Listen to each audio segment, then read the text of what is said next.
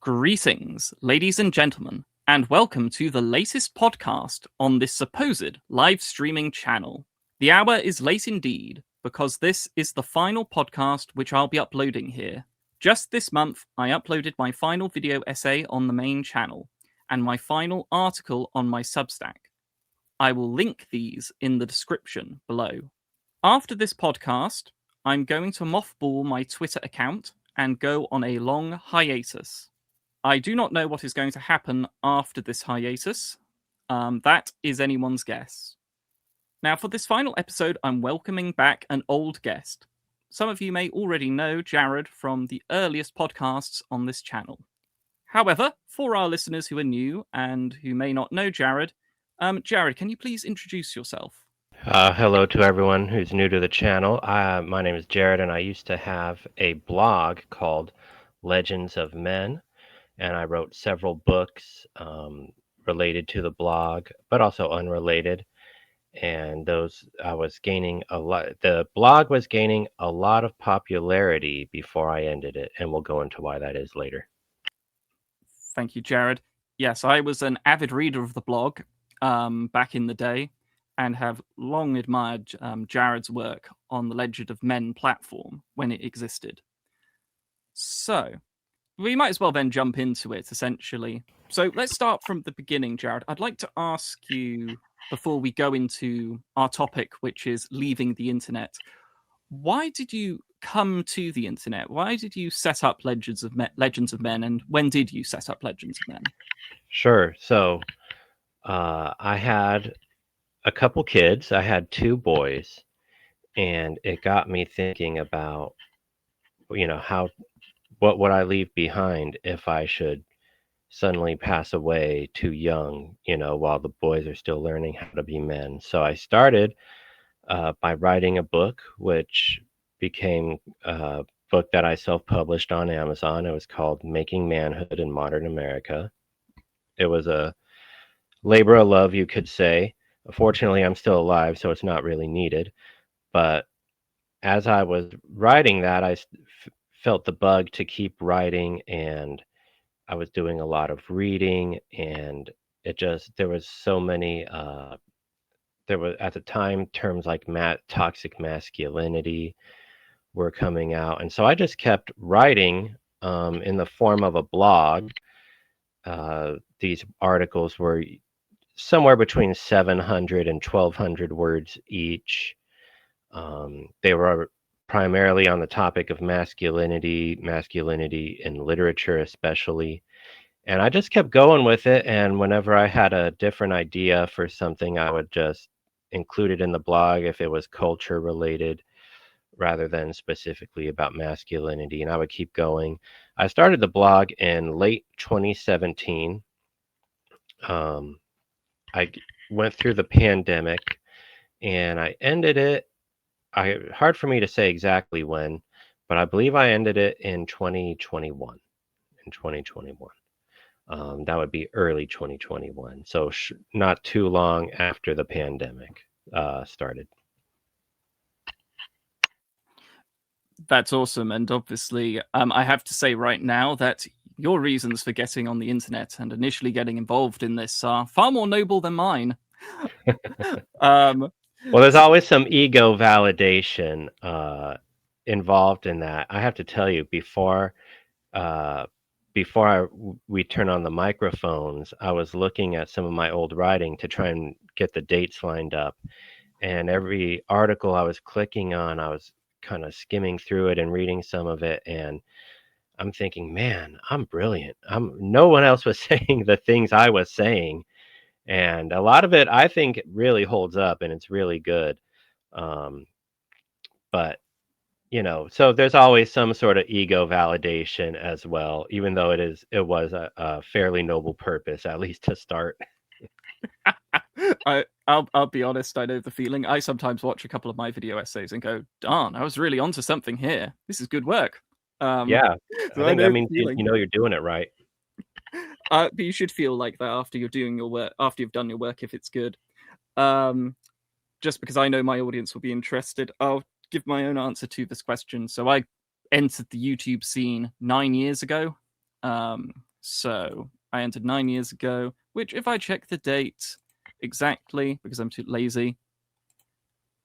Oh, yeah, I technically first came onto the scene on the 31st of December 2016 with a video critiquing Sword Art Online, which everyone was doing at the time, so it wasn't particularly original. But I got onto the scene simply because I had kept having conversations with people about films and media I didn't like. And eventually I thought to myself, it'd be easier if I just had a catalogue of videos to point friends to say, these are my thoughts, I'm done, rather than having the same argument over and over again.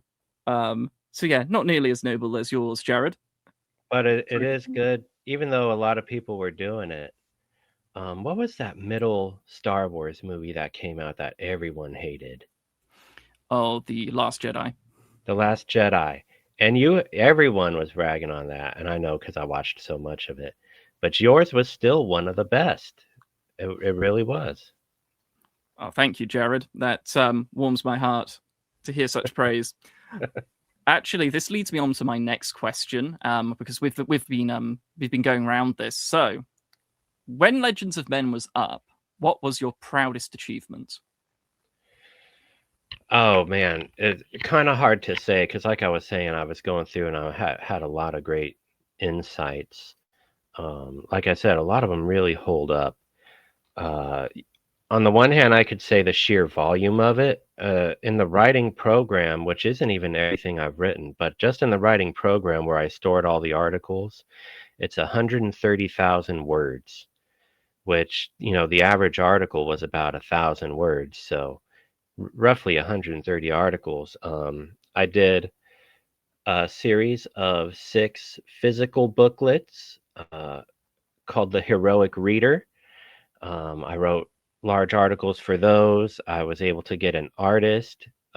If you look at my avatar, the artist's name is Samuel Dillon. He did these great, he called them ilios, but they're just black and white illustrations and absolutely terrific. He did the covers for all 6.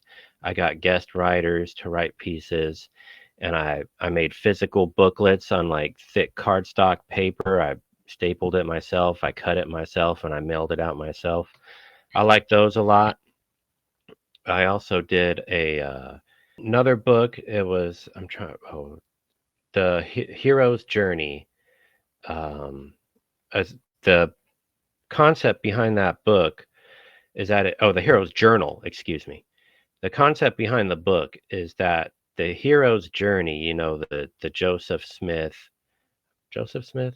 Campbell, sorry, Joseph Campbell monomyth, is actually a guide for people.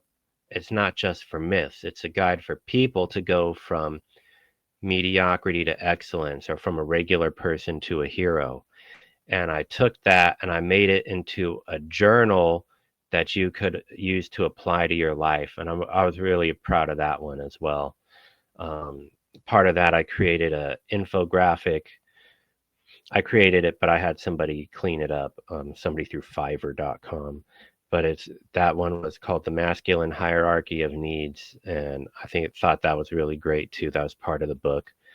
And these were the since then there's been another journal that came out on Kickstarter, also called the Heroes Journal, and I think that one's kind of lame. It's really more fun, and I'm like, yeah, this is stupid. Mine was more serious, and I'm really proud of all that.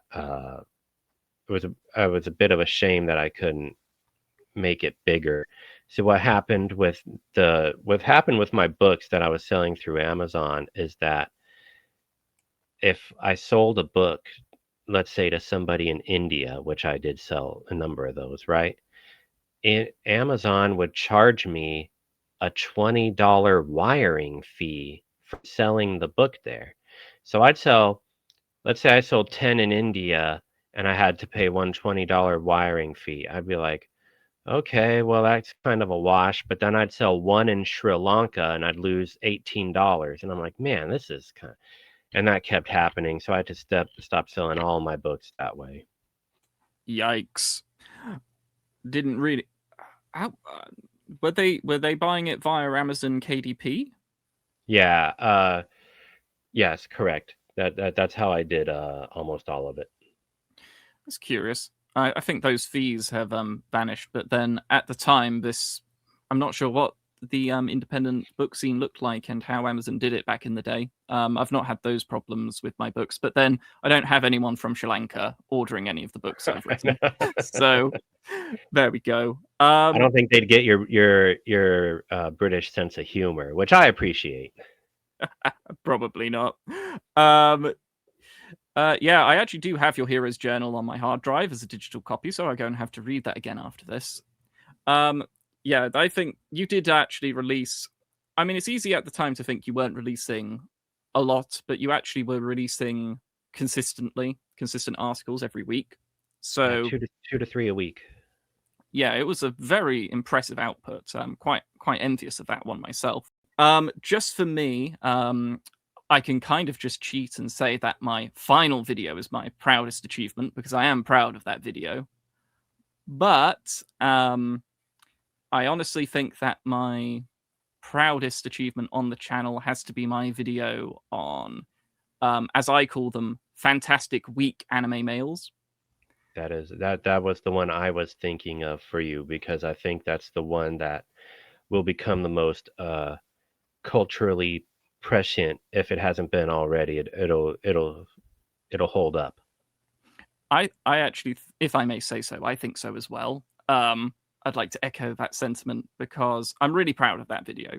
I really was trying to figure out the riddle of, okay, guys, why does anyone watch these kinds of anime series with these weak heroes who are somehow fantastically powerful but also fantastically pathetic at the same time?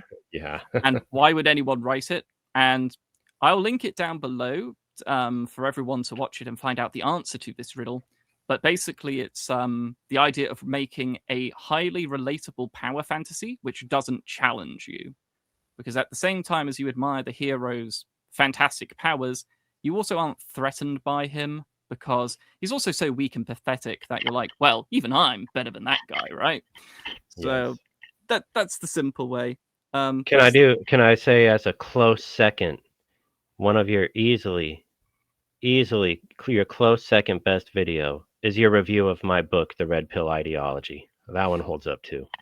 Oh, lovely. I've actually unlisted that one, but Oh no. if I put, I'll put a link in the description because it's unlisted. It's still technically on YouTube. So if anyone wants to go and watch that review of Jared's book, you can go and press that link. Jared, is there any way for people to actually get a copy of that? I don't think so. Ah, But if anybody, you know what? If you know anyone, or if anyone emails you, just forward it to me. I'll send it to them digitally. okay. I'll leave my email address down below for people to use if you want Jared's book. And go and watch the review, and then you can make your decision. Or you know what? I forget. I still have my Legends of Men email. So legendsofmen2018@gmail.com. If anybody wants to read it. That I reread that book recently as well, and it still holds up. So that's a great read for any red pill critics if you're interested. Yeah, it's been a while since I've read it, but yes, it still holds up because I've been online and I've still seen these guys at work. This Yeah. book predates Andrew Tate, ladies and gentlemen, but it applies to Andrew Tate, so it's a great book. Yes. But the less we talk about that guy, the better for certain. Yeah. So moving on, moving on. Okay, so the $100 million, £100 million sterling question. Why in the end did you choose to close down Legends of Men and then leave the internet for the real world? Well, I didn't actually want to close Legends of Men, to be honest. So the pandemic happened early 2020. And when the pandemic happened, my blog was taking off. It was already growing steadily, but it went from like on WordPress you can see the unique impressions, meaning how many people see your website in the search results, right? And I was getting, before the pandemic, it was growing steadily. It went to like 20,000 unique impressions a month. The pandemic started, and I jumped real quick to 100,000 unique impressions a month. Readership was growing very, very well. I was gaining a lot of traction. And then Google, which most impressions come through Google for obvious reasons, it's the biggest search engine. But in May of 2020, the Google and the internet in general changed something important about search. It intentionally suppressed blogs and independent websites, and it promoted artificially popular news websites and what you might call legacy media or legacy websites, things that already existed. So, if you searched before for a term like masculinity in literature, just for example, you might come up with my website because that was the key focus of it, at least initially. So I used those terms a ton. So you would probably get my blog somewhere on the first page of your search results. After that change, might have been in the bottom 100. And you would instead get something like The Guardian and their latest article on toxic masculinity in Western literature or something like that. So once that changed, it was really hard for me to get traction, really hard for me to justify, why am I still putting out 2 articles a week? That was part of it. There was another part of it which was super frustrating, which is kind of the culture online across subcultures. It was like if you were I was in several Facebook groups, and the virtue signaling around this time, it just reached, peak frustration. And I would get kicked out of Facebook groups that are sword and sorcery themed, which is a genre of fantasy literature for those who don't know.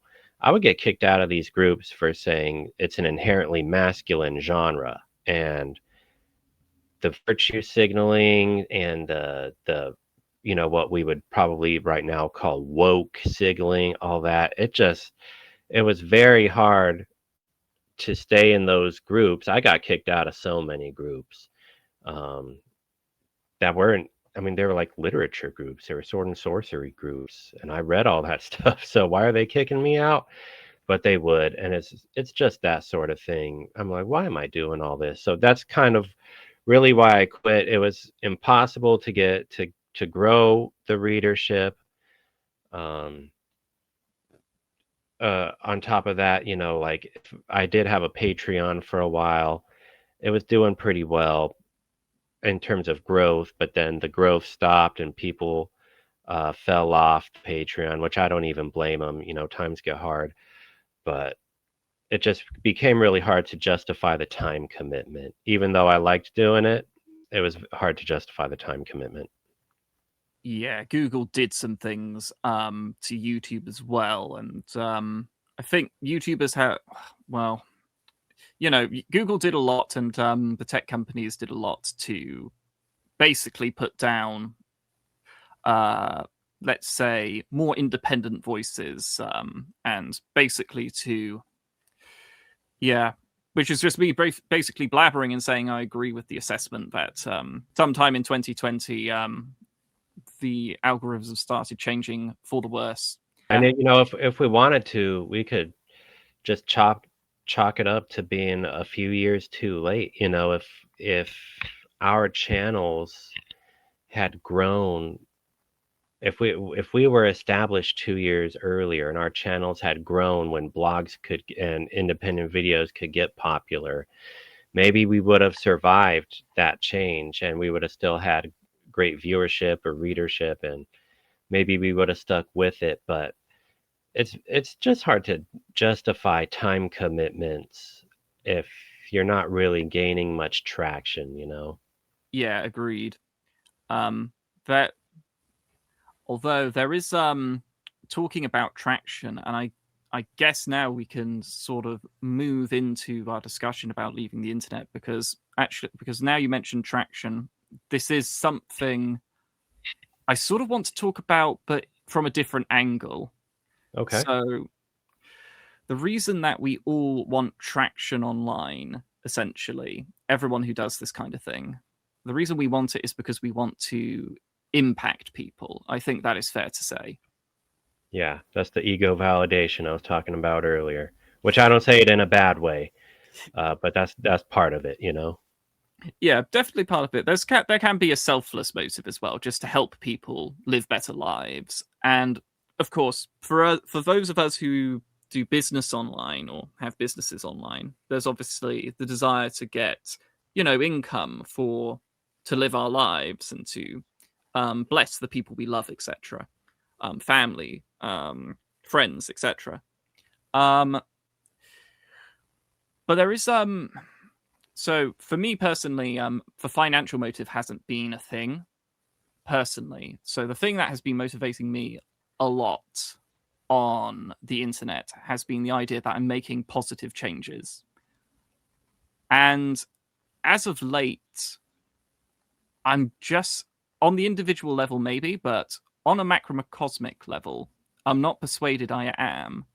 And I'm not persuaded that anyone on the internet can actually do this, that reality can actually be impacted in a meaningful way by people who blog or make videos online. Yeah, it's very hard to say, um, because you'll never reach people en masse, I think. You don't really, let me say it like this. Sometimes you want to reach a lot of people to kind of sway them a little to think about a certain situation or certain things differently. You're not going to change their lives with that. But sometimes you do, especially over the course of time, change someone's life by going in depth on things, and they go in depth with you, and that could change their life. I'll give you an example from my life, a real example, which is that I was uh, fairly atheistic years ago, and over time I began to appreciate Christianity, and especially through the interviews and writing of Dr. E. Michael Jones, I just came to appreciate Catholicism, and my whole family and I, we converted to Catholicism a couple years ago, and never looked back. So you can have that sort of impact, but that was after a couple years of me listening to Dr. Jones and his consistent output. So it can happen, but only if you reach the eyeballs, only if people know only if people find you, and they have to stumble upon you, because nobody's going to do a search for King Emperor Penguin. They have to stumble upon you and then learn on it, and then say, hey, this guy's got some great ideas. Let me go more in depth. So if they're not stumbling upon you, then it it becomes exercise in futility to keep going. Yeah, agreed. Just to say something which has impacted me from the internet personally, so that we can talk about the good, and then before we go into the negative again. I remember reading your website, and you came up with two main theses. Oh, you said Conan the Barbarian is the most masculine character in fiction, and the Iliad is the most masculine story ever told. Um, I'll I read, stand by that. yeah, I read this and thought, I'm calling this hyperbole. I'm gonna read some Conan, and then I'm gonna read the Iliad. So I sat down and I actually read Conan's stories, and then I read the Iliad. Um, I I will confirm that Conan quite possibly is the most masculine character ever written, and the Iliad is actually indeed quite possibly the most masculine story ever told. But to be honest, I wouldn't have read those books if not for your blog post. So that was a very positive experience with the internet. Oh, thank you for that. And they're good stories, right? The Conan stories. Oh, they're very good. He's actually a good prose writer, very punchy. It's Yeah, it's it captures your attention. He is a good prose writer, Robert E. Howard. I quite like his work. I've also been reading some of his Solomon Kane stories as well. yeah, Um, those are fun. yeah, the man is good. And the Iliad's the Iliad. I mean, it's Western canon. What more can one say? And then I read the Odyssey afterwards as well, so all's good. That's a great Um, one. Yeah, I don't know if you remember, I wrote about the Odyssey, but I wrote about uh, women in the Odyssey, and the most feminine woman in literature was Penelope from the Odyssey, uh, Odysseus's wife. And I was pretty happy with that too. I think it's a great. I mean, there's a lot you could say about Odysseus, of course, but his wife was to me the ideal feminine, uh, aside from from our Holy Mother Mary. Just in literature, in Western literature, religious aside, she's the ideal, I think. Funnily enough, you mentioned those articles, but they have been republished as one on Substack. As if you remember, I asked you if I could That's publish them. right. That's right. So, link in the description, everyone. You can go and read that as well. So yeah, the basically the internet can have on an individual level. It can have it can great boons for people on an individual level. But I think it's now that I come out with like my main diagnosis of the internet, and I'd like to hear your thoughts on this, Jared. So basically, the internet isn't real, of course, but people have started to treat it like it is reality and is more real than actual reality. And it'd be helpful here if I just recite a scene from a film.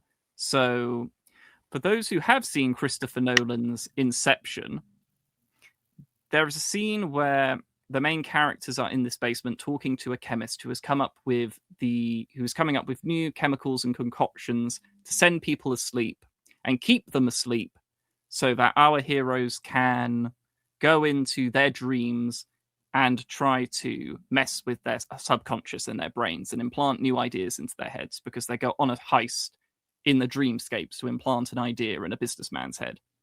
So the chemist is showing them what his new concoction can do to some people who are in a basement. And one of the characters who is new to the whole thing asks, "Who are these guys? Who are these guys in the basement who are all going to sleep here?" And the guy who's looking after them says, "Oh, they come here every day." "What, do they come here every day to sleep, to dream?" And he says, "No, no, they come here every day to wake up. Their dream is their reality. This world is the dream world to them." Now, what this means is that the characters in this story, the nameless extras who are part of this scene sleeping, with these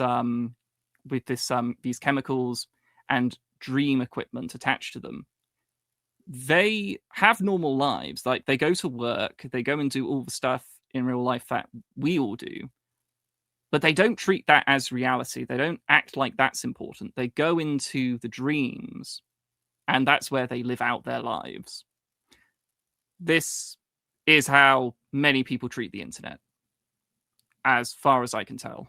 Yeah, and in that scene, which I remember quite well, it's presented as like a 19th century Chinese opium den that everyone is in, and it's that's kind of it. That's kind of the drug, real life where you go to work. That's that's uh that's fiction.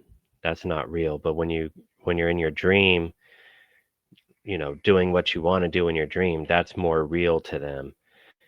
And it's quite a commentary on, kind of how mundane life can be and how slow life can be sometimes. But that's kind of it. And to bring the metaphor back to what we're talking about here, some people's lives really are more exciting online. So I remember there was this guy years ago. I went to elementary school with him. I went to high school with him. Then and I was his friend on Facebook. And on Facebook, he would post so much and he would type in a way like he would post things on Facebook that sounded nothing like him. And then I remember my buddy and we went to a KFC fried chicken chain here in America. And I saw him there and I'm like, I'm going to go say what's up. And I said what's up to him. And he was so timid and awkward, which I remember a bit from elementary school and high school, but it was nothing like his online persona. And so that's kind of like the dream versus reality. On Facebook, he could be something else entirely, but in person, he was kind of weird and awkward. And I was okay with weird and awkward, but he wasn't okay with it. So he created this different personality. And I don't think I ever saw him again after that, but one can imagine that for someone like him, uh, his internet persona, where he could be something else, was more important to him than his real life persona, where he went to work and he didn't socialize much and he was kind of awkward and asocial. But it was all just done to afford him his time online. Yeah, exactly that. Exactly that. We all know the people who it's like a trope now where you'll say that people only show the best sides of their life online, or they sometimes construct a persona online which is completely out of sync with who they are in reality.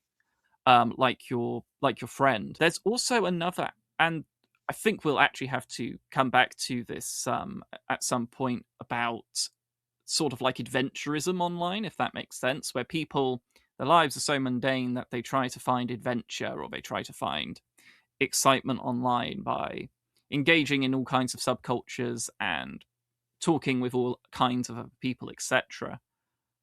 But there is, I think, for us, for people like you and me who were in the essaying game, let's say, me primarily making YouTube essay videos and you making blog post essays, um, for people like us, there's a very real trap which I have certainly fallen into. There's this very real trap of going online, thinking it's reality, and therefore thinking that all your videos and essays, which get loads of views, get lots of attention, are really making an impact in the real world.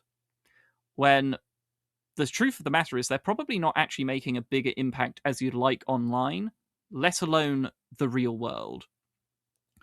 But it's an easy sort of delusion to buy into, because when your video or your tweets or your essays or whatever, when they are doing numbers, when it's like, oh my gosh, like millions of people have seen this, or I see people discussing my ideas in that corner of the internet, I must be making an impact.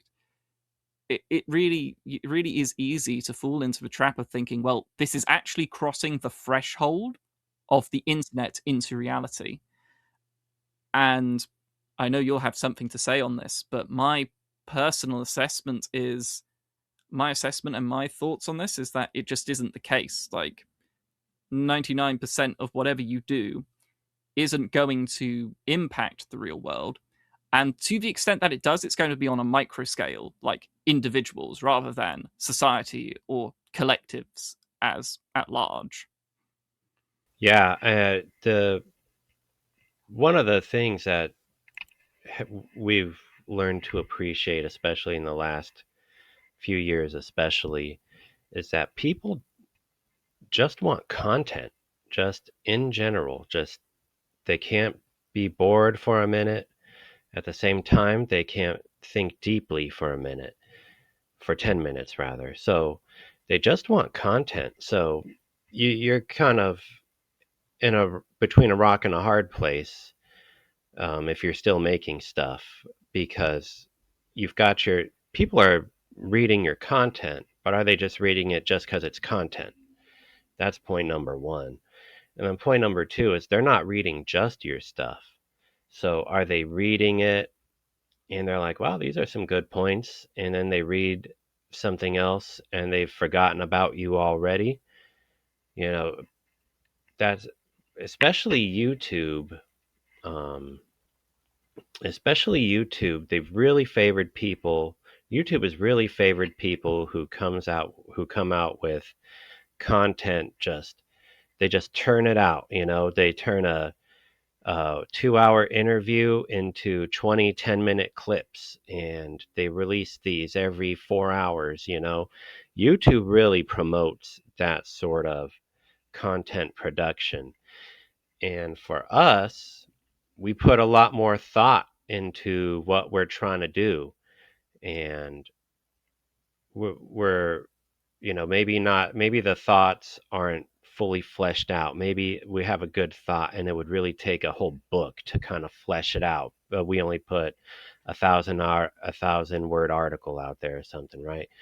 But we're trying to put a little more substance rather than just turning out content. But that's kind of what it is now. It is, uh, I say now, maybe it was always like that. Maybe it's just been the last 10 years, but at least the last 5 years is that they just want content, and people just want content. And how are they going to find your content in the sea of content? And after they've consumed your content, they're going to consume someone else's, and now you're competing. So, yeah, it really is hard to have that much of an impact on any one person, let alone groups of people. You raise you raise like several good points here, which one of which I'm really glad you mentioned this, but there is a real question, as you've said, as to if someone's read your work or watched your video, have they really engaged with it, or is it just merely content to them? And then do they just go turn on something else, read something else, forget what you've done, and just be it just like a glutton eating food, not because they even are savoring the taste, it's just that they want more of it, right?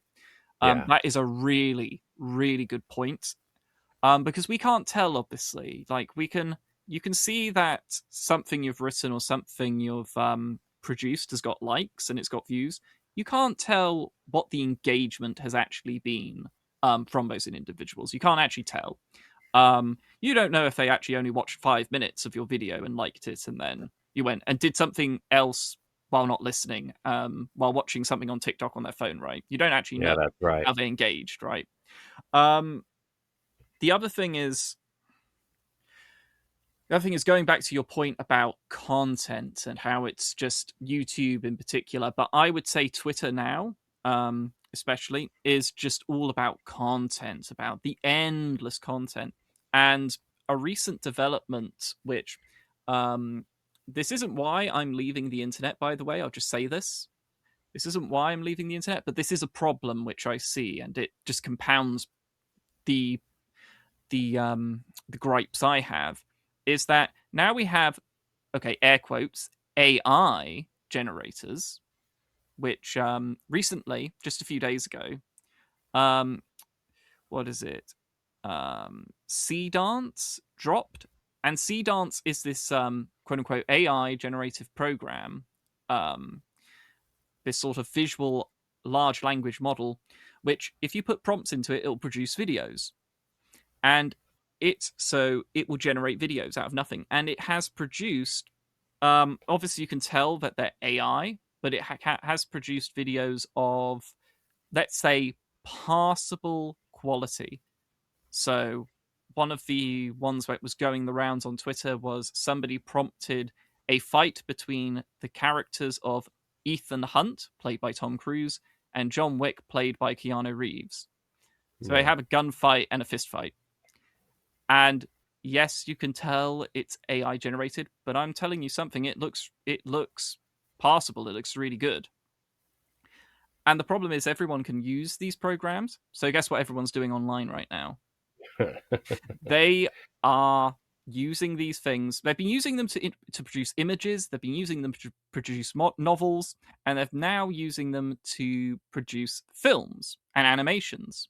Um, and because anyone can do it, and because everyone thinks it's kind of fun to do this, the internet is filling up with this inhuman AI generated slop. Um, Yep.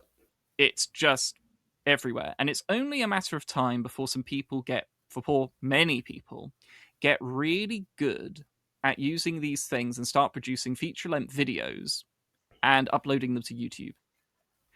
Let me back it up a second, for social media especially, and this will support all the problems with the AI slop. But so there, I used to be on Twitter back when I had the website, when I had the blog, and the problem with Twitter, just like the problem with most social media, is you've got something great to say and you post it and it gets like no views or no engagement. And you're like, well, hold on here because I'm saying something that's even smarter than some well established journalist said. I said it better, but they're getting a lot more views, they get a lot more engagement. So you do this for a while on, let's just say, Twitter, right? And I'm talking about before it was owned by Elon Musk, and it's actually gotten worse since then, but I'll explain. So you're getting no engagement, and then somebody with a bigger audience retweets you, and now you'll get some engagement for a week maybe, but then it falls off again. And you're like, why am I on Twitter? Nobody sees what I post. I eventually got off Twitter after this happened. I decided I want to test something out. I created a different account with a picture of a woman, nothing sexy, but she was an attractive woman that I found on the internet. Put it on there, and I said a lot of the same things that I would say from my normal account. But now with the woman avatar, it's getting 30,000 impressions. It's getting hundreds of retweets. And I'm like, so this is what social media really is. This is what it all is. It is, uh, if you're a beautiful woman or a celebrity or somebody with an established following, then people will listen to you. But if you're somebody with something to say, that's great, but you're not either of those, you get no engagement. After that, I left Twitter. And what I'm getting at here is that it's gonna, with AI, it's gonna be even worse. In other words, you don't even have to be a beautiful woman or a fake beautiful woman. You can be an AI created woman, and all these dorks on the internet are they're gonna start boosting you, except for the fact that every dork on the internet's gonna have their own AI woman X account, Instagram, and now they're all trying to do it. So even before the AI slop, this was like, these weren't viable avenues. You couldn't have an Instagram and still get engagement on your video or your article because you're not some, fitness booty babe or something like that, And it's even worse now because every internet nerd can create can create a woman using AI and make that their online persona. So it's only getting worse with the creation of AI. The first posting is about to, and the thirstiness of the internet is about to get a lot worse. I can agree. It's already bad, but it's going to get worse as a result. People are using the AI to generate all kinds of, shall we say, not safe for work images. Yes. So I completely agree. And also this thing where it's like, well, if you have a pretty woman as your avatar, you're going to do far better has been probably a thing for like as long as the internet has existed. Yeah. Um, and as the thirstiness of the internet has increased, well, yeah, it's just more powerful currency. It's But what only gotten worse too. And then we talk about like fake lives, or your alternate life being more real, your internet life being more real to you than your real life. I mean, think about how many women post things, they get engagement on Instagram from lonely guys, and this is their reality more so than their real life now. And it affects culture, it affects everything. yeah, women are in some ways women are uniquely vulnerable to the internet from this perspective because they can get validation so easily from it. It's a bit Yeah. harder for guys, but yeah, for women it's a unique weakness. It's a very powerful and strong drug. Let's put it that way. From where I have been sitting on the internet, especially on Twitter and YouTube, let's say, I have been watching men build successful followings, etc., who aren't pretending to be women. Um, and I just need to clarify now because Yeah. we've been talking about that. Um, and I'll tell you something I've noticed, Jared, about these guys. I won't name names.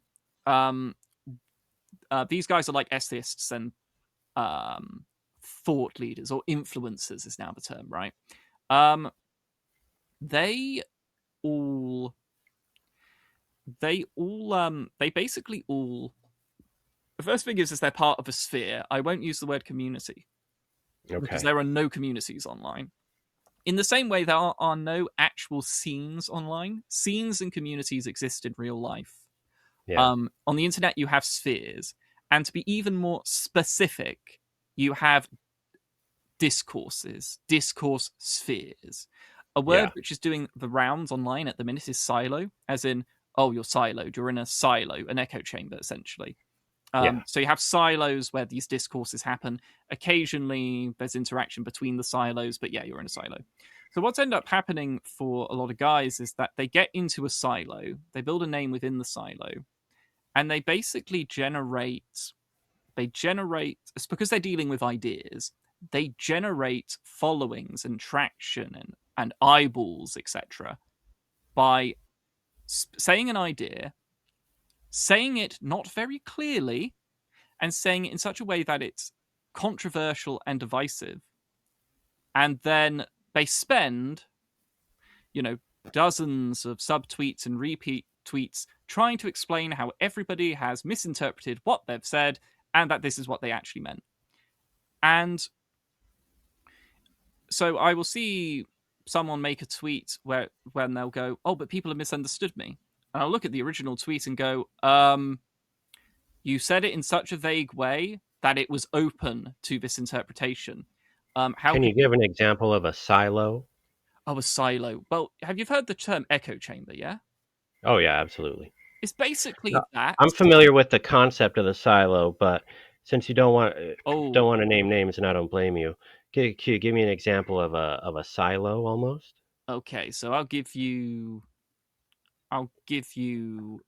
two. Why not? So back in the day when the manosphere was relevant, we could say that was siloing around 2019. It became Okay. a silo increasingly because the same ideas were being repeated ad infinitum, and people would just, there was no progress. We took the ideas to their logical limits, and then it was just repeating itself, and people patting Yeah. each other on the back. An example at the minute, another example online on Twitter would be you have leftist silos and you have rightist silos. So you have left wingers in their silos and you have right wingers in their silos. Um, so all of those could count. Basically, any sort of discourse sphere where people aren't really interacting with people outside of it, or all their Yeah. interactions outside of it are not productive. It's all negative. And Yeah. the people who get big in these spheres, they get big in them by controversy, by making vague statements. And some of the people who do this are actually really intelligent. So I've always wondered, why does this keep happening? And my best explanation here is that even if they don't consciously know it, they subconsciously know that if they make a vague statement, they set out a vague thesis on Twitter, it will get more attention because people go, how could you say that? Because they'll misinterpret it. And so they sabotage themselves. And then they're consciously quite angry. Like consciously, they're going, but you misinterpreted me. That's not what I meant. But subconsciously, it's they wanted the attention and they knew that they wouldn't get it unless they did this. So it's almost like an act of self-sabotage. And every time, but it boosts the eyeballs, it boosts the views, right? It And boosts then the they can also follow up and clarify what they should have said the first time. yeah, more likes, more retweets, more arguments. That's how you do it. It's all negativity. So if they said because a lot of the time, if they just said their ideas clearly, yeah, they'd get some attention, they'd get some retweets, they'd get some, you know, eyeballs, but not as much as if they can actually, poke some bears, right? Yeah. And that's the game. And this is the thing, because you know how you were saying how you saw all these changes happen online and you kept asking yourself the question, why am I doing this again? Yeah. So when it comes to this, right, somebody could easily come back to you and me and say, oh, but, being controversial, making vague statements, doing all this stuff is just the game. It's not a nice game, but this is the game of social media. This is the game of the internet. You've got to play. Don't hate the player, hate the game. And the question I really have to ask is, okay, but why are you playing the game? Yeah, because it's definitely not fun. It's not enjoyable. That oh, seem to have lost Jared for a second. Hang on. No, it's so yeah. On further to your point, it's not fun. And the other thing is, the only reason you do something which is not fun, the only reason you do something which is not fun is because it's going to have a tangible impact which is positive and good. In the same way that, you know, doing certain DIY jobs around your house is not fun. But, if you fix your roof, it's going to stop leaking. So Yeah. you better go and fix your roof. But the problem is, because the internet's not reality, you're doing stuff which isn't very fun, and it's not actually impacting or achieving anything. And the thing about the silos, which I mentioned, which are like echo chambers, you're not reaching new people with your ideas. If you're an essayist, you're just reaching the same old gang who are going Yes. to pat you on the back and go, very good. And the other thing is, people of actual power, whether it be financial power, political power, whatever, those people aren't listening to you, because the elites of society aren't listening to people in their online silos and spheres, debating about I don't know, hypergamy or whatever. They're not listening to that. Just going way back. Just going way back.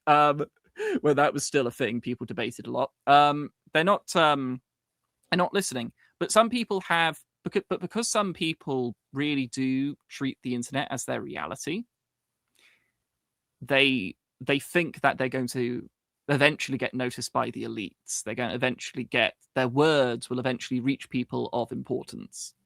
You know what But else is hard about that is that when you're in those silos, you can't dissent too much from the popular opinion. Otherwise, they'll just kick you out. yes, emphatically yes. The deeper you get into the silo, the worse it gets. And I actually think that I've sort of tried to do my own thing and not get too deep into any silos. So I've sort of been on the borderlines. Um, and it's quite a lonely place to be Yeah. online. It's quite a lonely place to be, although it's certainly worth it. But it is a lonely place to be, and the traction is less, because the thing is, there is utility in the silos, because there's the audience. It's built in. If you're That's part right. of, if let's say you're part of a sword and sorcery silo, I don't think one exists online, but let's just pretend, right? Um, if we pretend there's a sword and sorcery silo online where all people talk about is the sword and sorcery genre, stuff by Robert E. Howard, new stuff, yada yada. then getting into that silo, that discourse sphere online, there's your audience if you want to talk about stuff which is sword and sorcery related. And if you sort of want to talk about other topics in there, once you've got into that silo, you've got the built-in audience. So, there's utility for the algorithm doing this for you, which is why people get deep in there. And the thing is, the brain has this thing where if you the more time and energy you invest in something, the more your brain tries to persuade you that it's actually important. Yeah. Because you do not want to have that self-reflection, which I've had recently, where you go, actually, this isn't that important and it's not affecting the real world. I am actually neglecting my real life and I'm neglecting my presentness in reality by doing this. I'm actually paying, I'm expending, I'm not actually receiving. Yeah, That kind of sort like of reflection is a hard. sunk cost fallacy where you think you've got to keep going with it because if you don't, then you'll lose all the progress you've made, and then you kind of realize, well, I didn't actually make as much progress as I thought I had. Yeah, sunken cost fallacy. You've just said it. You said in a couple of words what I was trying to explain with several dozen. Yes, there is a sunken cost fallacy, but the painful thing I've had to do recently, and it has been anger. It's made me angry, sad, pained. I've gone through all kinds of emotions. Is including a bit of despair, because once you actually do go, hang on a minute, I'm not actually progressing towards anything. Like, what happens online stays online. So I have been involved with projects online which were trying to make something happen in the real world, and 99% of them basically failed to achieve this. I can name one project which has the 1%, the one project which has succeeded, and that's the Corncrake Magazine. I'll link it in the description. They're actually selling some physical copies of some of their editions. It's a story magazine for independent writers, and I've helped with that. So some things do actually break from the containment of the internet, and some friendships you make will become more meaningful than the average online friendship, and then some of those will actually break containment and become real world friendships. Yes. The problem is that 99% of everything you spend online stays online, doesn't break containment. But then because you've spent so much energy on it, you kind of want to persuade yourself, because sunken cost fallacy, that it was meaningful, that it's achieved stuff. But as soon as you step away from the internet, it just isn't real. So just as a very quick example, some days after I posted the final video, I just decided that I could not be reading the comments anymore. So I turned off the notifications on the YouTube channel. So if anyone comments on any of my videos, I don't see notifications for that anymore. I'm not looking at them. And when I step away and turn off the computer or turn off my phone and don't look at this stuff, it's as if it doesn't exist. Yeah. Because it doesn't. It only Exactly. exists online. It's not real. But again, people will treat it like it's real. And it's a trap which I've fallen into. I don't know if you've had that reflection, or you've had that with Legends of Men. I'd like to hear your perspective on this. Well, the first thing that came to my mind when you were saying this is that the fact that so little of it materializes in real life is intentional. And I'll give you an example of why I think that is. So we're going to go back in time for a minute here, back to 2015, 2016, 2017. The internet at that time was still blogs, meaning you had your favorite blogs that you read repeatedly.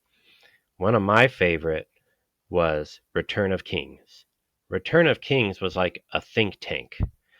In other words, it had one editor, but group of people, a large group of people, could write articles, and if they would be posted on Return of Kings, and people would comment on the articles, and there would be some controversy. Some of them would become very popular. Some will become immediately forgettable because of the poor quality of the article. It was like a think tank online. But now we're the editor of this. It had, by the way, it had millions of readers across the globe.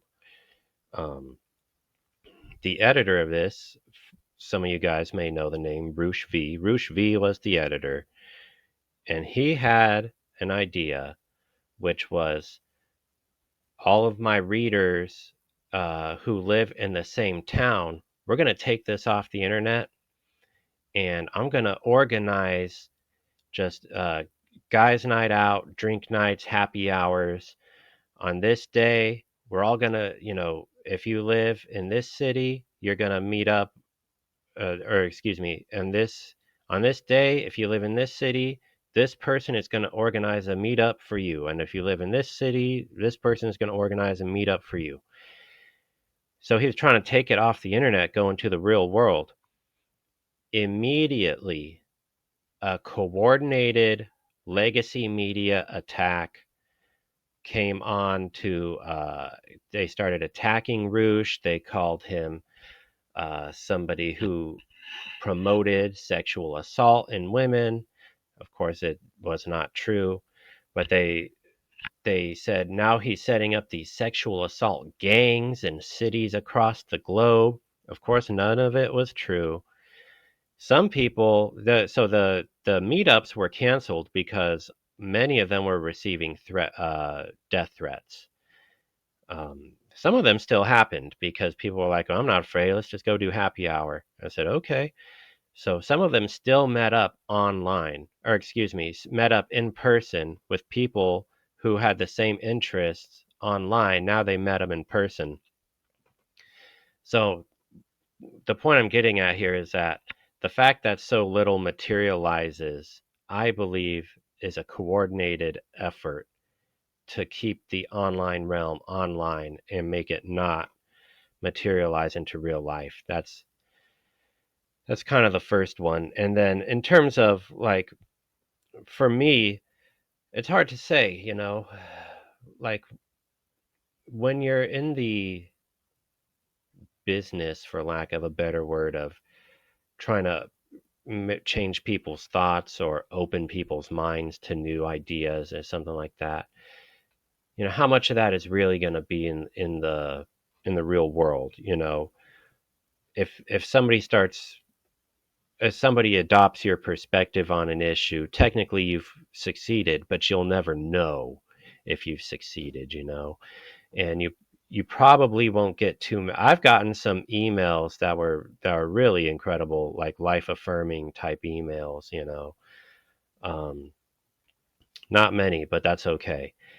And you may have even gotten some messages about, some anime nerds who've kind of quit being anime nerds and they've gone out in real life. Not that many, but the point is, when you're in that line of effort, you don't always know all the impacts you make. So those are my thoughts about, doing things in real life. Now that being said, it's true you may never know if you're having an impact. So you almost kind of want to go on the faith that you're having an impact. But when your videos, your ideas, your articles, you name it, your Twitter posts, when it's all being intentionally suppressed by Google and X and all that, is it really worth it to have the faith that you're making an impact? I don't think so, because like you said, when you turn off those notifications, it's not even real, and you've got people in your real life you can impact.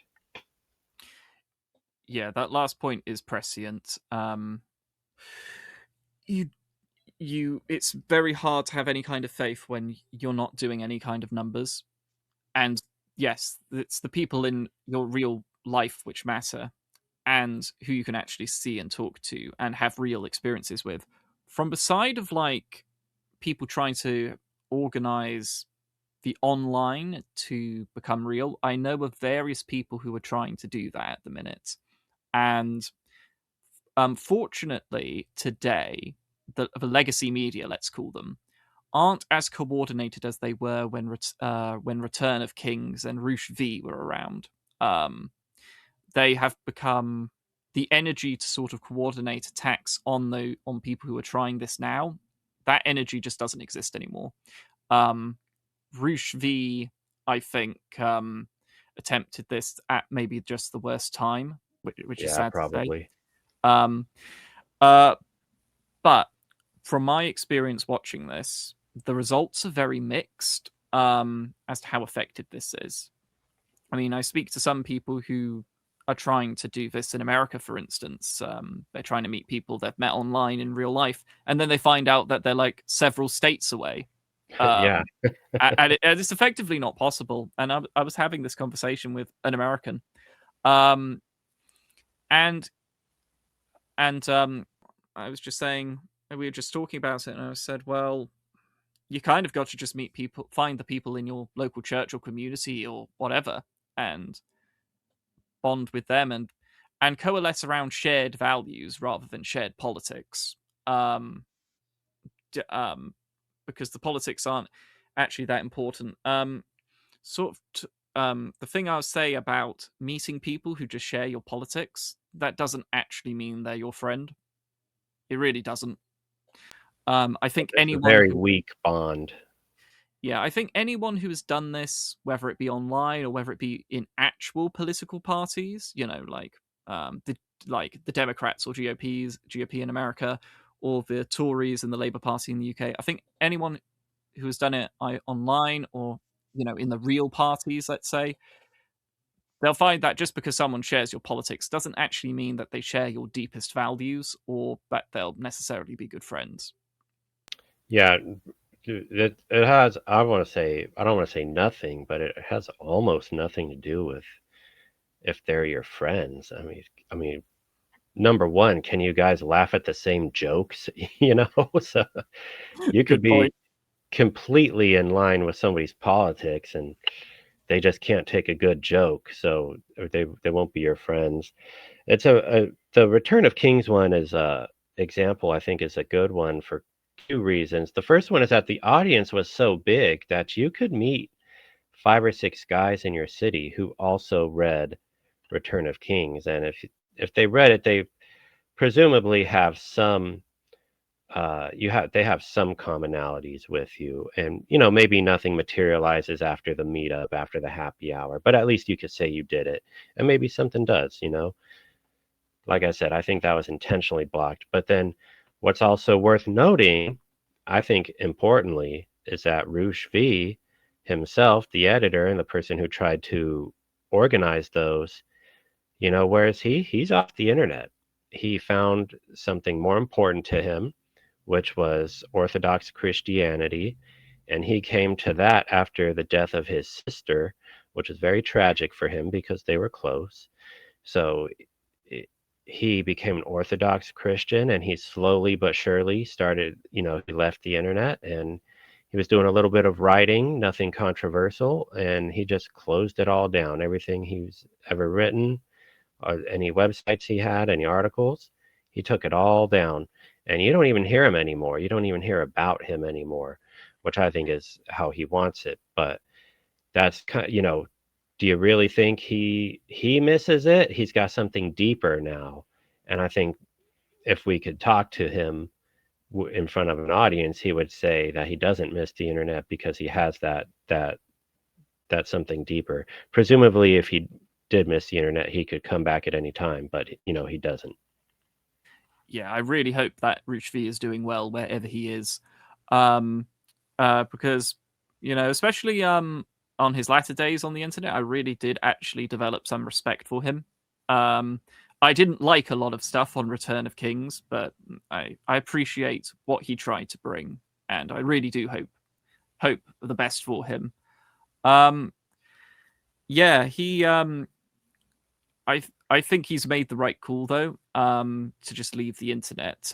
In his case, he was very ashamed of what he had done online, so that's why he got rid of it all. Yeah. But I would want to say this though. So old timers like you and me, we know who Rushvi is, especially as we were involved in those spheres or silos, as you might say. We were involved in those discourses in one way or another. Sometimes as people who contributed, sometimes as people who just read. So we know who Rushvi is. I would say that the majority of the internet now won't have heard who he is, and know of what he said or contributed to the internet. Just gone like dust in the wind Yeah. or tears in the rain, right? It's just gone. Yes. Which again is probably what he wants, so that's a good thing. But this really does say, but this really raises the question of, well, okay, now that I step back from the internet, I mean, do my words stick around? Do my video essays stick around? Will people talk about them from time to time? Well, in the endless, never-ending sea of content, will anybody see it again? Would the right person to be affected by the anime male video, would he ever possibly see that? Hate to say it, but probably not. Is the way things go on the internet, things are like a flash. It's like it, if people don't keep linking to that video, it's forgotten. It's forgotten. Yeah, and the other thing is just from people sort of taking on the ideas and discussing them in their own way online or in different places. I mean, will that even be a thing? You can't really tell. I'm not sure. Well, also, I don't think people really do it anymore. Like, people don't really go online and discuss in that way that the internet used to, like with message boards and um, theoretically now you could go on Reddit or Discord, but like you said, those are silos, right? So if people aren't already linking to your video, then they're probably not going to, which means they're probably not going to talk about it. Yeah, and just had another thought. The other thing is that dang, I think it's gone. The internet's killed my attention span. That's a shame. I'm sure it'll pop up later. Um, yeah, I like. Oh yes, here it is. It's come back, thankfully.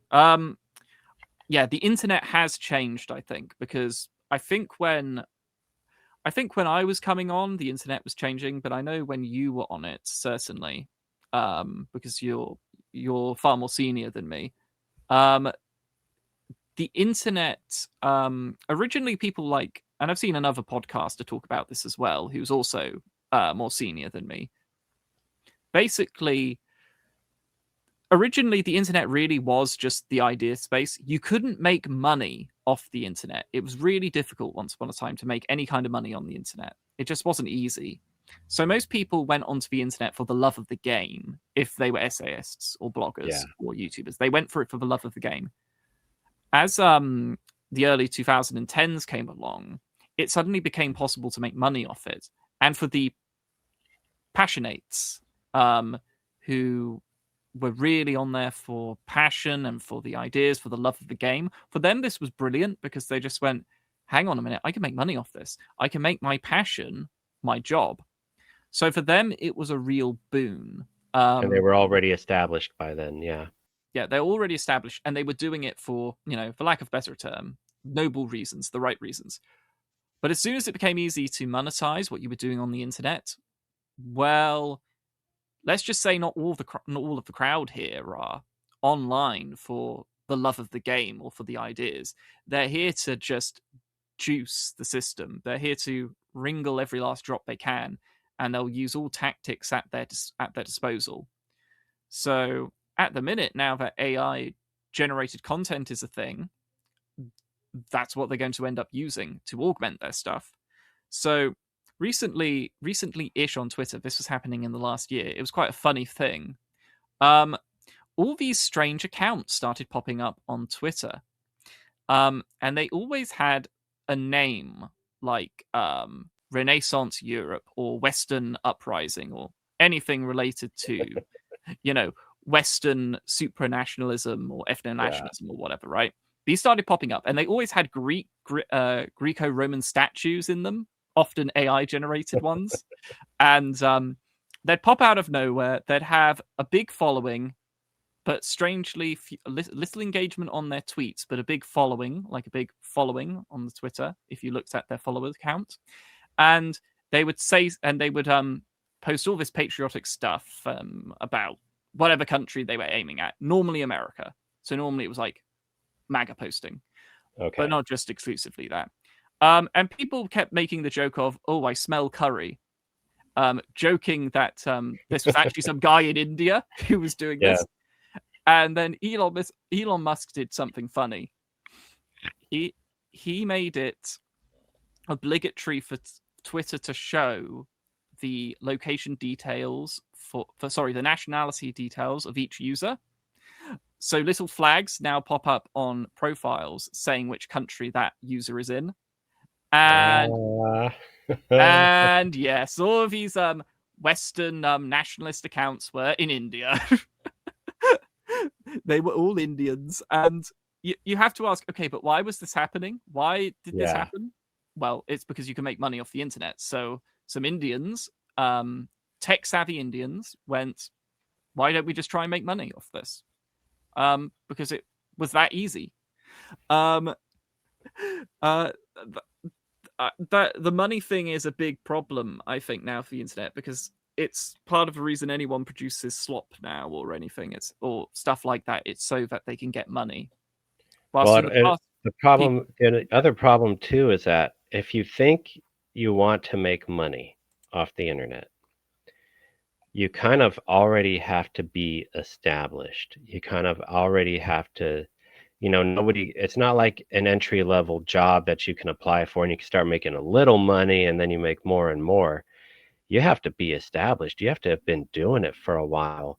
And anybody who was making money writing on the internet, or just an easy example, because you have a Substack.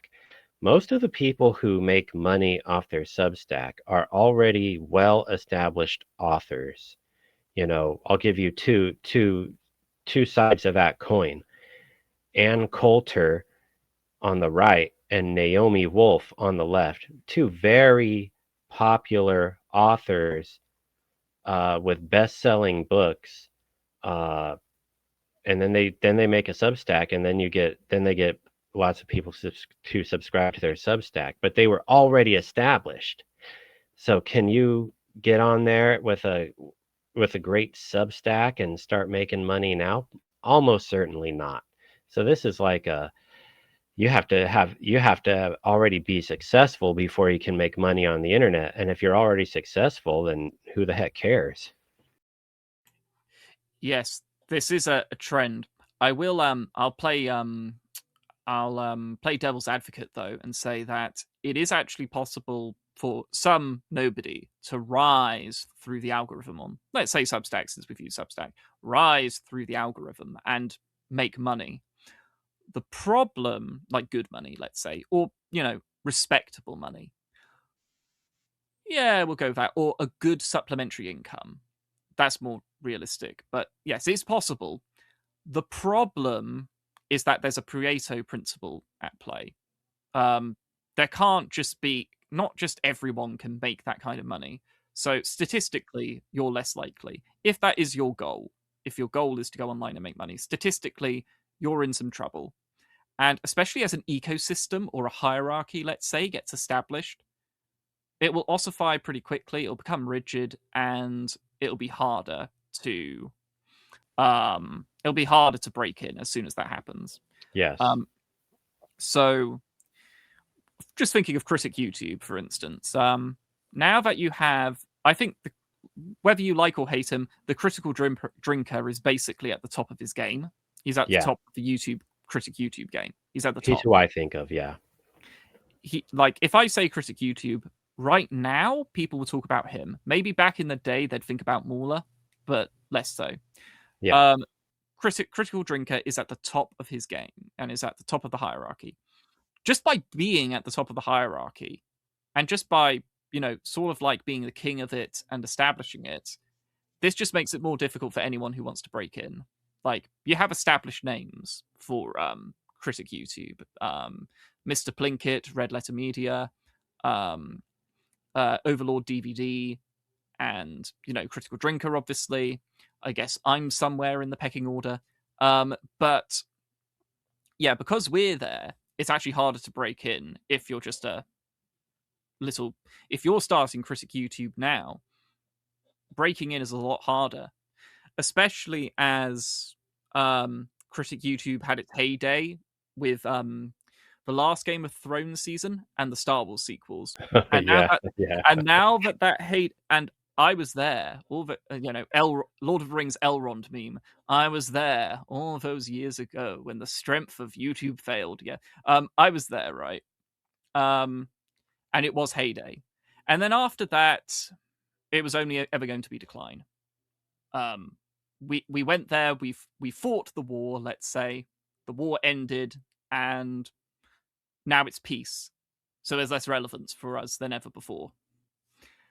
So essentially, yeah, is it possible to break ground from nothing and make money if that's your goal? Yes. Is it realistic? It's only realistic if you get there early, or if you're really special and really talented and unique and good at networking, or if there's just a new field, a new sphere, a new discourse which opens up, which you can get to. Um, Otherwise, as you said, it's basically impossible, and it's best if you've already established yourself in the real world before you move to the internet, like Ann Coulter and Naomi what's her name. Yeah, and not only that, any new person is competing with somebody established. So if you're new to Critic YouTube and you want to review, I don't know, the latest Netflix show, you're competing with Critical Drinker for those views, So they're going to watch Critical Drinker. You just hope yours is going to come out as a suggestion afterward. Yeah, that is literally the game. That's literally the game now.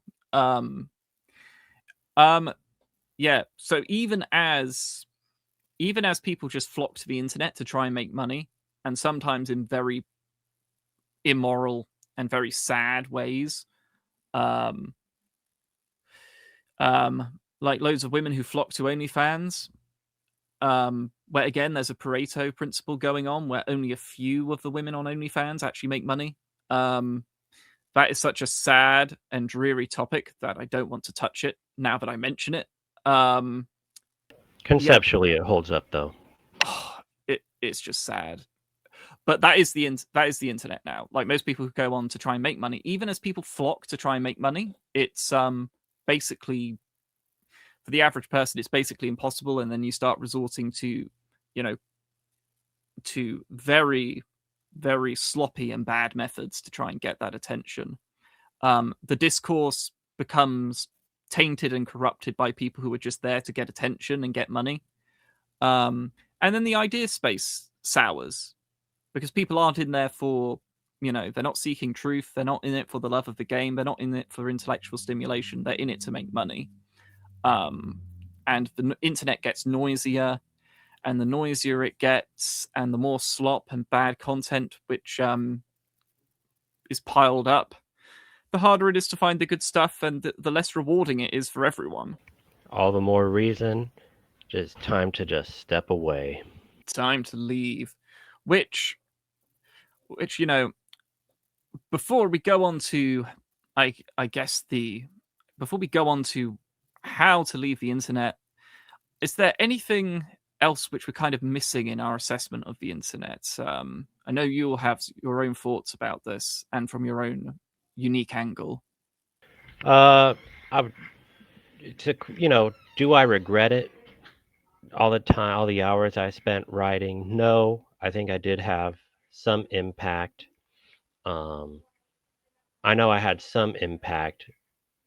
It's always impossible to tell how much, but for one of the few things I miss about writing is that it kept me sharp and it's been hard to kind of stay sharp when I don't have that extra incentive. So I think if you're a creator on the internet, if you're listening to this as somebody who tries to produce something online, I think you need to it would behoove you to have some alternate, something else that you do that keeps you sharp, that keeps you going. Almost certainly that will be better for you than trying to compete on the internet, because when you try and put an idea on the internet, you're not just trying to state your idea as clearly and as well as possible. You're also trying to market yourself. You're trying to, you know, you're trying to provoke somebody to reading you or listening to you, and that's all just counterproductive. So you want to have something else that keeps you sharp, and you can have you want to think of some way to have that impact that you originally wanted, but you have it in the real world. Yeah, that's sage wisdom to go and pick up something which keeps you sharp outside of it. If you've been using the internet to keep the noggin jogging, as they say, um, I guess I should quickly just say as well, it may seem like I'm regretful of my time on the internet, um, and I'm I want to reassure all the ladies and gentlemen who are listening that I'm actually not regretful. I don't regret the time I've spent online. I don't regret any of that. I think for me personally, it's been a gift. It's helped me develop a lot. And I think that in itself is good. And I know that I've helped individuals in my subscriber base, etc. I know I've done good stuff for them personally on an individual level. And that also is reward enough. Um, what I will say what I'll say now is if I were to spend more time on the internet, I would regret it. So I think this is actually this is a good point of departure for me to step away. And the only other thing I regret, so I would regret if I spent longer online now. I would regret that. But the one thing I do actually regret is that I fell into the trap of thinking that the internet was reality. Like, I didn't think it was reality, not consciously. I did not sit down and say to myself, the internet's reality, don't you know? What happened was I started treating it like it was reality, like in Inception, in the beautifully described opium den, which is a good way of visualizing and describing what it is. Um, in I sort of was like those guys in the dream opium den. I was doing stuff in real life while all the time thinking that the important work was online. Um, that was never true. And I do regret believing that. And I do regret that delusion. So that's the only thing I actually regret. But otherwise, all my videos and stuff, I don't regret any of that. So yeah, moving on. So Jared, you've done this. So what is your advice to people who want to step back from the internet or leave it entirely? What advice do you have to give since you've already cut the path? Don't try to wean yourself off. Just do a clean break. Um, Part of the idea that you're gonna like slowly do more, or you're just gonna slowly do less and less on the internet is still part of the thought that you'll be missed. And am I missed as a writer on the internet? I'm sure the King Emperor Penguin is tired of reading other people's slop. He would rather read me, but he's not losing any sleep over it. And if you have people who follow you, they might miss you a little bit, but they're not going to lose any sleep over it. Just make a clean break. Go cold turkey. Um, that blue check mark that you pay for on Twitter, stop paying for that. Use your money elsewhere.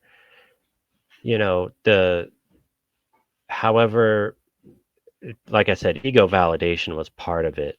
So when you stop doing things on the internet, you might have the tendency to think that your ego is going to take a hit. That's natural and reasonable, but I assure you it won't.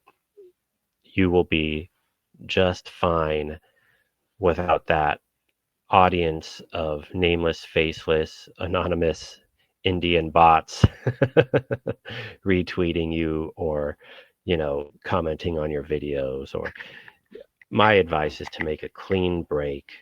And then my second piece of advice is to have something to do to keep your mind sharp, because what you produce on the internet, although you may be proud of it and for good reason, you can almost certainly produce something greater in real life if you choose to. If I may ask, do you have, if you're willing to share, do you have an example of something greater you've produced in real life, which you wouldn't have had the opportunity to do if you were spending more time online? Some things are not exactly as tangible, but I like to play music. I like to play my drums. I like to play my guitar. Every hour spent writing or editing or posting or promoting, any hour you spend there is an hour you're not spending doing that. And I'm not the best at it. I really should be more consistent about practicing, but there's so many other ways to spend the time. If you just spend that time working out, it's time well spent, time better spent than doing all that other stuff. And then you could. I'm like right now I'm going back to grad school. I'm getting a second graduate degree, and this is keeping me sharp because for a long time I was kind of coasting. That's the problem with being super competent at your job, is that you can coast.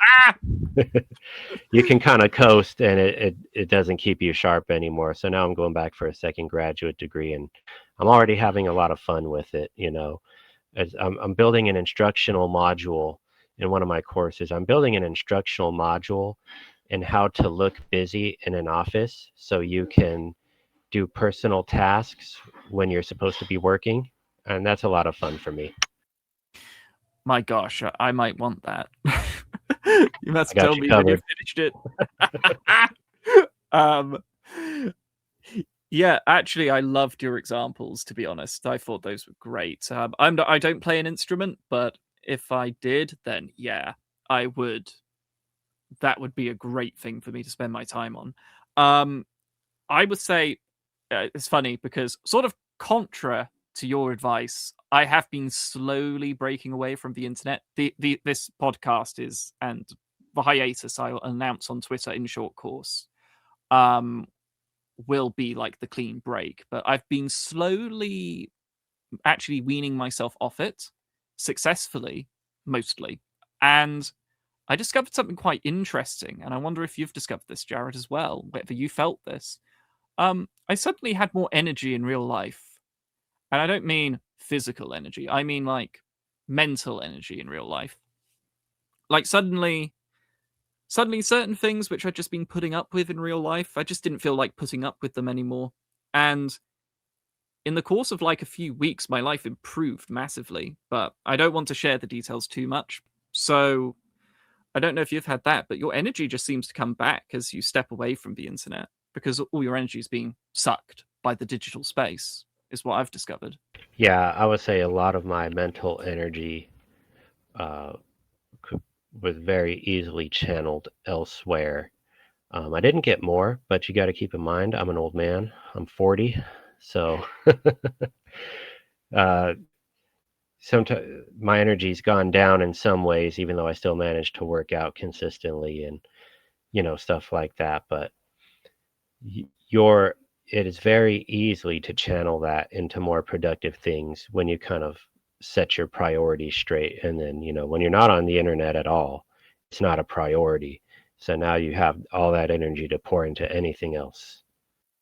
Yeah, one thing I look forward to using that energy towards is developing more real life connections, which is the stuff of life, really. The internet's just a simulation of it. And I guess that's another painful thing I've had to realize as well, which is, you know what, the time I'm spending online with these people is time I could be spending with actual people. So what am I doing? Yep, great point. Great point. And it's something we all need to do. It's something, just shoot your friend a text message, ask them how they're doing. And you don't really think about that when, you're in some commenting thread on Twitter going back and forth on somebody who's never going to be swayed by you anyway. Yeah, and even if you could sway them, how would it change your actual life? Oh boy, I've won another online argument. Let me go and get my whiteboard and put another tick there. It's like, if that, Yep, there's no reward. yeah, it's like, we've all seen that meme, right? We've all seen that meme of the white knight at his computer desk, and it says, "Maidens, I've defended online," and he has loads of ticks online on his wall, like scratches, and then it's like, "Maidens who have slept with me," and then there's nothing on the wall. It's just a 0. Yeah, don't be the white knight online. Be the nihilist penguin walking away from the internet and into the icy Antarctic mountains. To seek the great heights of glory. Yeah, Yeah. that's definitely better than white knighting. Although they're a rare species now. Now the opposite is popular, is actually common online. And I never thought I'd miss the white knights. I never thought I'd miss them. But when you see the opposite of what they are, you suddenly go, actually, the white knights were kind of quaint and cute in Yeah, their be own careful way. what you wish for, huh? Oh my gosh, yeah, be careful what you wish for. The online is a horrifying place. Yeah. All right. I think we've covered the bases really in this penultimate podcast, ladies and gentlemen. So before we close the story and ride off into the sunset, um, Jared, do you have any thing else you'd like to share with our audience? No, I look forward to not seeing any of you on the internet again. Oh, such a nice way of putting it, Jared. Okay. All right, ladies and gentlemen, it has been fun and it's been great. Thank you all for listening. I hope you all have an excellent day. Goodbye. Farewell.